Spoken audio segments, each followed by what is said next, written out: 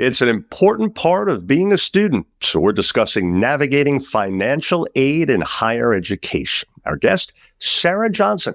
She's Assistant Director of Student Financial Services for Mount Carmel College of Nursing. This is Careers in Care, a Mount Carmel College of Nursing podcast. Thanks for joining us. I'm Joey Waller. Hi there, Sarah. Welcome. Hi, Joey. How are you? Great. Yourself? Good. Very good today. Happy Monday. Happy Monday to you as well. So, first, how can college be affordable for nursing students? I'm sure it's a question many wonder about. What types of financial aid are available? Yeah, every day. That's exactly why the Office of Financial Aid exists. We're waiting for students to jump in here and get some help organizing their finances to be able to afford their education. More importantly, is to stay ahead of it. Apply for scholarships early. Most agencies that are outside of Mount Carmel College of Nursing that offer student scholarships have specific deadlines to meet. So it's important for students to stay organized, keep their essays organized. Sometimes you can use the same content that you provided in one essay and just kind of make small adjustments to that and use that same essay then for other scholarship opportunities. We encourage students not only to look within the college, but also look outside of the campus through their county. A lot of counties have foundations created just for students who are attending a college in the state of Ohio that also reside in their county. In addition to that, they can look at agencies like the Mount Carmel Foundation. We do have a student application process for that. Our friends over at the foundation hold on to funds that are donated for college tuition use. And we're actually going through that scholarship application now. We just launched it on March 1st, and students are actually applying for that as we speak. There's also the Columbus Foundation, the Rotary here in Columbus, the Columbus Catholic Foundation. The list goes on and on and on. But again, I encourage students to apply early for top consideration, and we accept all forms of those external aid opportunities along with our foundation scholarships. So let's take a look at some of these options in terms of some of the basics here, starting with scholarships. What should students know about the scholarship world, do you think? Scholarship world, most agencies, like I said, don't just look at where a student lives, but also their grade point averages. And that's for high school students just coming out of high school and into college, and also for returning students and even transfer students for college. They're looking at that GPA a lot. Many times they're also looking at their program of study. Fortunately, we have one here at the College of Nursing, and that's nursing. So it does kind of give a student a little bit more of an edge. Nursing is a in-demand field, especially here for Ohio. There are Ohio State not scholarships, I apologize, funding for students seeking a nursing education from the state. The most important step for students to apply for their top aid consideration is to complete the FAFSA, the free application for federal student aid. Many agencies on top of the state of Ohio will use the free application for federal student aid to determine aid eligibility for their agency or the state. And we encourage students to actually start now. The 25-26 FAFSA launched already, and we have students applying for them now, and we're actually working on awarding those students as we speak so that they understand what their financial situations look like long before they even start in either the summer or the fall term. We are a summer header campus, so we will start new students here in the summer, and we will award their aid for summer, fall, and spring term. And then they'll apply for the 26-27 FAFSA. So every year they got to fill out that FAFSA for top aid consideration, and that will include their federal, state, and then institutional or external scholarship criteria. How about grants and loans in this instance? How do those work? So a lot of students will bring their award to us here in the office, and I encourage students to do that. I also encourage new students to bring in awards from other campuses so that it's kind of like a checks and balances for us and that other campus, but two, it helps us understand what that student or what Mount Carmel College of Nursing is up against in terms of like our price point and what out-of-pocket expenses that student would be responsible for in relation to the other campus that they're looking into. So it's kind of the line in the sand is grants and scholarships are what we call free aid. These are monies that you won't have to pay back. And then, of course, loans are our federal loans or the nursing education loans, anything up that realm will be loans that you will have to pay back eventually, depending on the terms and conditions of that loan. So that's where a lot of students get a little bit hung up, is they will look at their financial aid award, their complete package that would include their federal direct loans, for example. And for a new student coming in may not understand that you do have to pay loans back. And it may seem pretty understandable as an adult.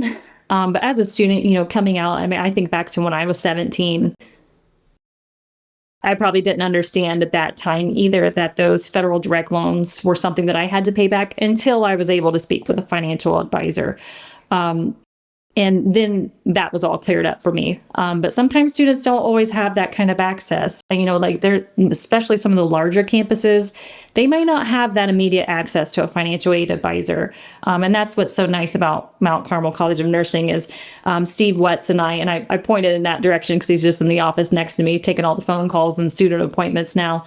We tag team these students and make sure that they understand fully their obligations for federal direct loans. We also give them lots of resources that they can check online to determine what their loan repayments look like and kind of where they stand in terms of their federal student loans. We also consider private lenders. We're not limited to private lenders. Students can pick and choose any private lender that they feel fits their needs financially. And then they will send their student loan information to our campus to certify. And we can do that. I do encourage students who are looking at private lenders not to seek out those loans if they're enrolling in the fall, for example, until after the middle of May.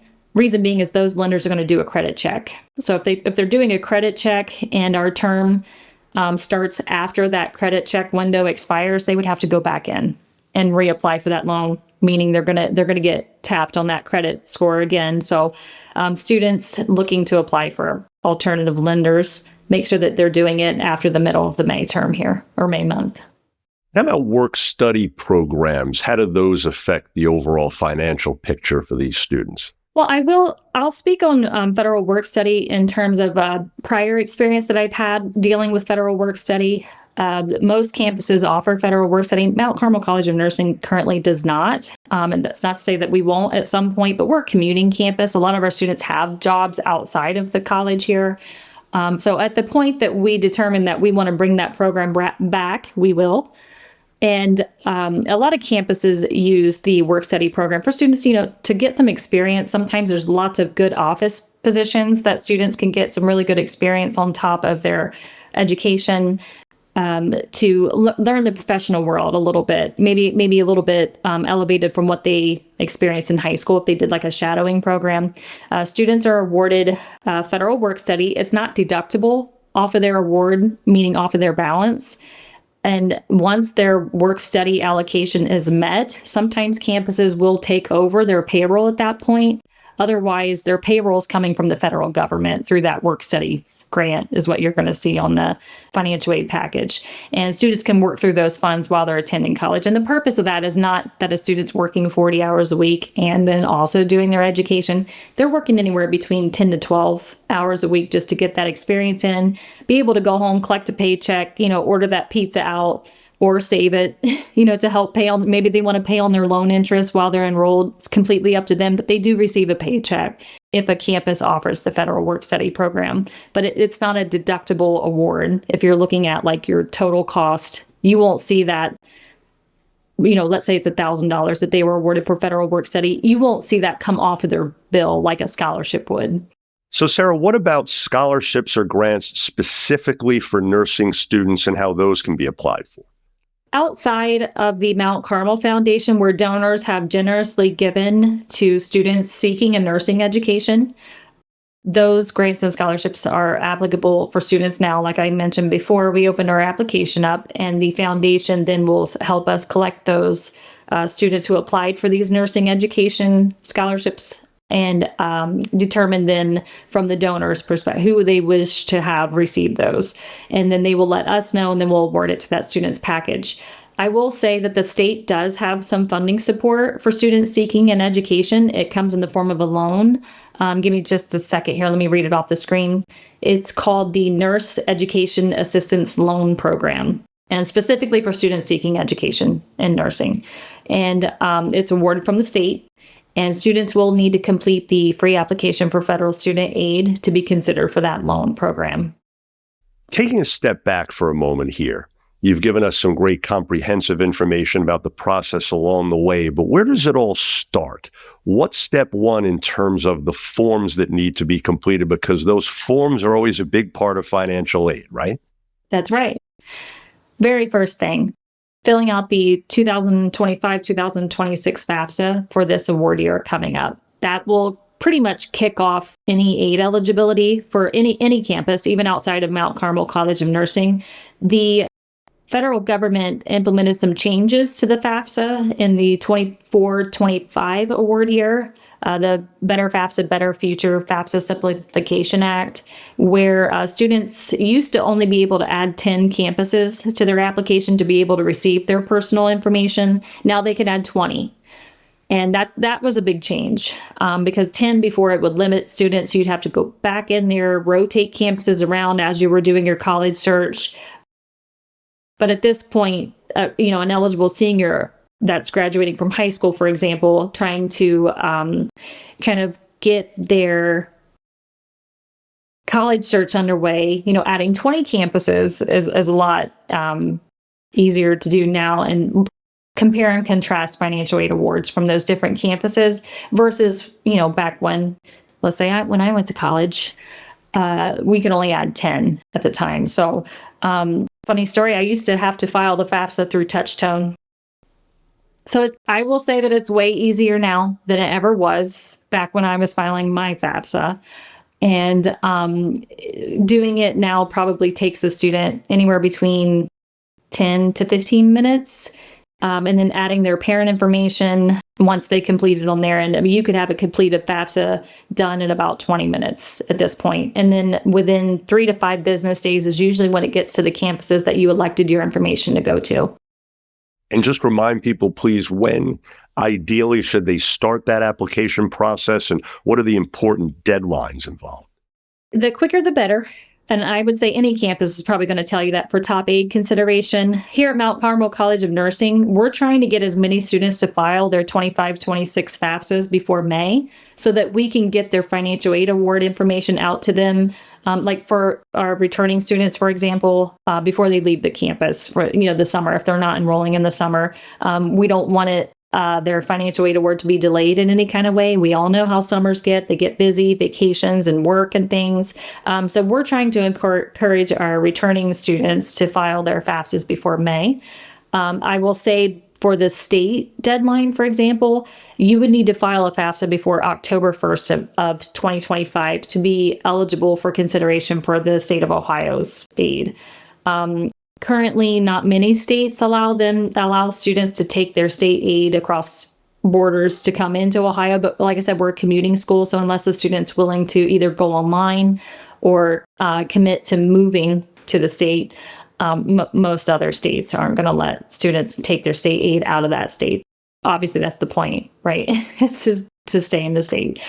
So if you're looking at aid consideration for the state of Ohio before October 1st, for top aid consideration for Mount Carmel College of Nursing, hopefully before May 1st of 2025. Gotcha. So a few other things. In a nutshell, simply put, how would you say financial aid is awarded, and how does the college determine an amount? Yeah. So the federal and state amounts are set by the federal government and the state. So that's actually the easy part for us, is we don't usually have to make that determination unless we get into like a special circumstances review, and we can obviously go over that later on.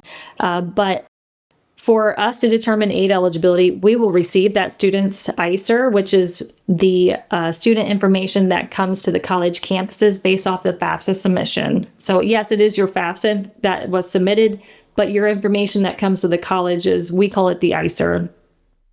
And that gets to us, like I said, within 3 to 5 business days, as long as there weren't any issues filing that information. Anymore, we don't usually have much issue retrieving a student's information as they've changed how their calculations and things like that work. Their systems have gotten better on getting that information to the campuses. So usually within 3 to 5 business days after a successful submission, we will get that student's information. It usually takes us a day or two here at the College of Nursing to process that information. And I would say within a week, that student should have a financial aid award at the point that we're in the awarding season, which we just started. So we just opened up our awarding season now, and students should be seeing financial aid awards before the end of this week. And then finally, in summary here, what happens, I'm sure many are wondering, if a student's financial situation changes along the way, or that of their family, if their financial situation is altered. How is that figured in, and what's the process for addressing that? Yeah, so back about a decade or so ago, some things changed with how the information came into the FAFSA. That students used to have to file in January for aid consideration for that same fall. But when everything changed with that administration, October 1st became the new filing date. And it also had students using the prior year's tax information instead of just the prior year's information. So the expectation is that there are going to be students who have different financial situations, from 2 years ago to now. Things like divorce. Unfortunately, maybe there was a death in the family. Maybe there were some medical expenses that they are now accruing that they didn't have back. Right now, I'm going to say 2023, but it's the 2025 FAFSA, just differences, in the household income and how it's being affected. So what we could do is an appeal, or what most offices call it, a special circumstances review, where a student would apply.